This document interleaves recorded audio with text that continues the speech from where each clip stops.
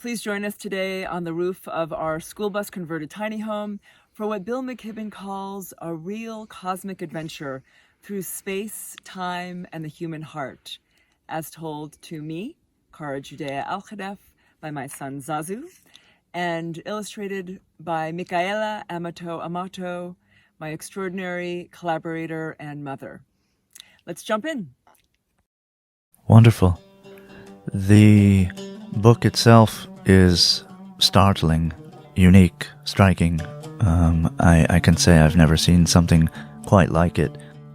How does this technique, this approach, this narrative help to make such intractable subjects as corporate evil and the like personally relevant? What I'm interested in is dialogue. And again, this being a fable for adults, and how do we use tales, parables, fables as a form of education, and how do we use dialogue then, not as we're coming from a top-down, this is information, data that you need to ingest in order to then take action, but how do you feel a sense of intimacy with these issues, with these realities of climate crisis and environmental racism. And for me, the endnotes and this intense annotation is really about highlighting possibility for dialogue so that people can feel their own sense of vulnerability and empowerment and see this back and forth between the sciences and the humanities, between deeply personal narrative and historical events that may seem unrelated to our families or to our daily lives. How do we find allies? How do we find bridges? How do we actually embody the potential for interconnectedness while maintaining our integrity as having very different ways of communicating, extraordinarily different histories, extraordinarily different passions, without trying to homogenize in order to come to a common or an imbricated common potential set of solutions. And again, the word solutions is problematic, but how do we actually embody unity within diversity? One or two things I hear you saying are that if we revision our relation to our environment and our place in it, and also at the same time revision ourselves as one complete whole human community where there is not an us versus them mentality, then we can begin to address in a more holistic and effective way these dichotomies which are producing systematic environmental degradation. Well, what is the intersection between the environmental degradation and the cultural extinction of ethnic minorities, as you said? What is the connection and the intersection of the two? One of the main issues that we look at are people who are more vulnerable because of where they live. And certainly in the global south, for example,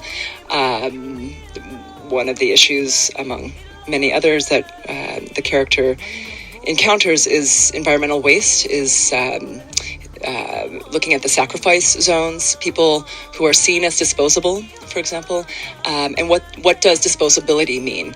So issues of waste come up again in terms of both the human context and then the natural context, and how do we re-examine our relationship to waste, whether it's in a human context and seeing people as superfluous, which obviously in our extraordinary racist democracy, obviously many people are seen as disposable, and then and our relationship to objects as something that we can just supposedly throw away, and that there aren't implications when we throw them away. And the characters begin to understand that there really is no way, that both people and objects have all kinds of histories that affect one another directly, and this is all about relationships. On the front of your book, you say, as told to. Mm-hmm. Explain that. So this is really a story about more than just a singular family. This is a story about humanity over the ages, cross-cultural storytelling. And the as told to is as though a child is speaking to his mother, is telling her his dreams that relate to the stories that he's heard growing up from his family members over the years about their experiences in various lands as a diasporic peoples. So the idea is not that I, as the author, am the author, but that I'm almost like a conduit and sharing the story of many through my son's experiences, through Zazu's experiences. So it's really about global voices, voices of refugees, voices of those forced to migrate from all over the world and across time. An oral tradition. Absolutely. En mete cara, toma marido. Those who take risks accomplish the most. I want to describe for our listeners the appearance of the book because it's so large in your hands and the illustrations are sweeping and florid and often the text wraps around them. Your book has 55 pages of endnotes. In his dreams, Zazu meets all kinds of time-traveling superheroes. Artists, scientists, healers, activists, and philosophers.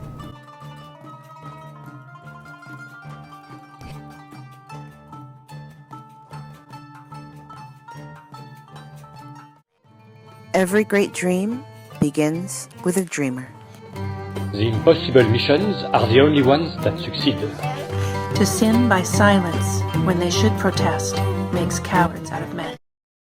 He also encounters 21st century villains, big pharma, big oil, and agribusiness giants that stalk the planet, wreaking havoc on ecosystems and social systems. So I see the relevance of how this could be used in a school setting for academic purposes, but how as adults could we use this book to actually educate ourselves or go using it across cultures? Really glad you're asking that because that's key to this whole process, that we're really looking at the relationships between children and adults, between knowledge as something that's fact, supposedly, and scientifically based and objective, and something that's scientifically based and something that we embody. And I think that bridge is the bridge so much between children education and adults unlearning what we think we know. And this is how we're going to possibly work together, by learning from other cultures, by learning from our own pasts that may be not visible to us, and certainly by learning from the present from the natural world that may be shifting radically. So we need to learn now, and this really is a call for urgency. Zazu Dreams is a multi-dimensional philosophical tale that transcends all barriers: ethnic, religious, linguistic, geographic, and chronologic. In it, wise animals and the likes of minorities pontificate Farsi, Arabic, Turkish, Ladino, and English interchangeably, effortlessly and seemingly without a trace of self-consciousness, making for a unique, freewheeling, and surprising narrative. Your new book, Zazu Dreams, Between the Scarab and the Dung Beetle, it's chock full of fantastic historical information. One of the things I found fascinating about your book is the universally encompassing reach of it. How can we find solutions, relationships in unexpected places? Can you give another example or two about this concept of unexpected, unanticipated allies and solutions in unexpected places? A couple of concrete examples, perhaps? Sand is another primary character. So each of these, amber, salt, sand, and poop, these each become characters in the book. Some old whale friends told me that they saw swarms of dung beetles fleeing the North American continent because they could no longer bear to eat the poop from the United States because it is contaminated with GMOs, pesticides, vaccine ingredients and adjuvants, antibiotics in our food supply, hospital hazardous waste, flame retardants, lead-laden water. The dung beetles, who have survived for 30 million years, knew better than to eat what had become an industrial toxic soup. Montañas lloran por aire. Mountains cry for air. Hablar quiero y no puedo. Mi corazón suspira. I want to speak. I can't. My heart sighs. What Zazu Dreams does is position examples, for example, from 9th century Iran and aquifers in particular climates, environments there, that we can then learn to adopt. Maybe aspects of them, maybe fully. Or looking at what happened in Michigan, Flint, Michigan, 2015 with the lead poisoning, and looking at that in relation to Turkey and coal power plants and the water contamination.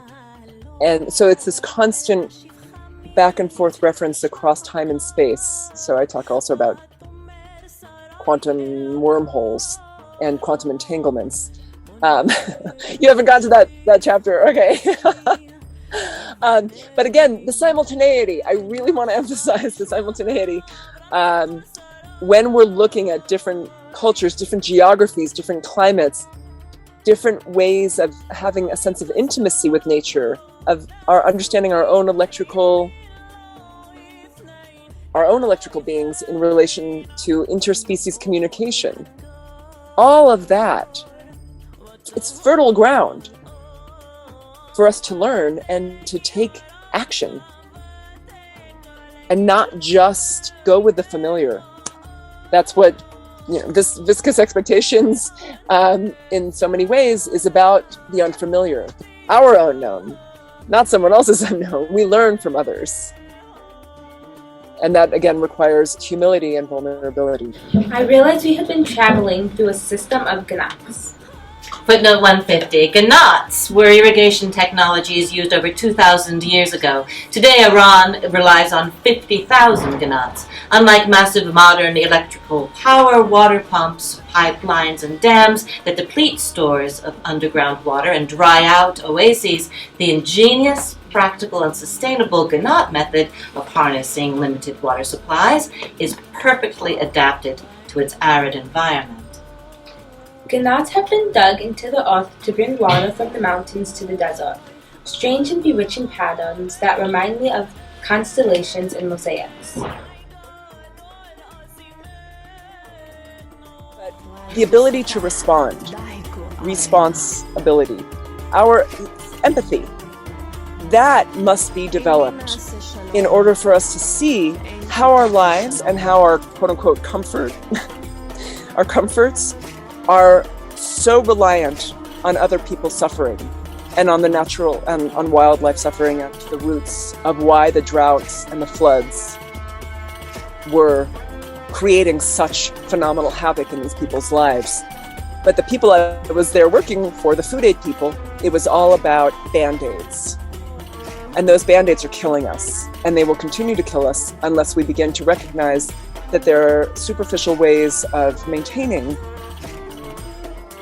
status quo, the illusion that the standard of living is one of wealth, and actually not seeing that we ourselves are radically impoverished in the way many of us are living our lives. Our impoverished lives, yes, morally, spiritually, structurally, in terms of spending time with our families, actually nourishing our bodies and our ecosystems through living in homes that aren't contaminated with buying a new couch and that couch is off-gassing, and where where were those chemicals produced? Solar panels, buying, my family can afford new solar panels in our 7,000 square foot house, and where were those what was the extractive mining involved? What are the minerals in the solar panels, let alone the infrastructure? And I just discuss all of this in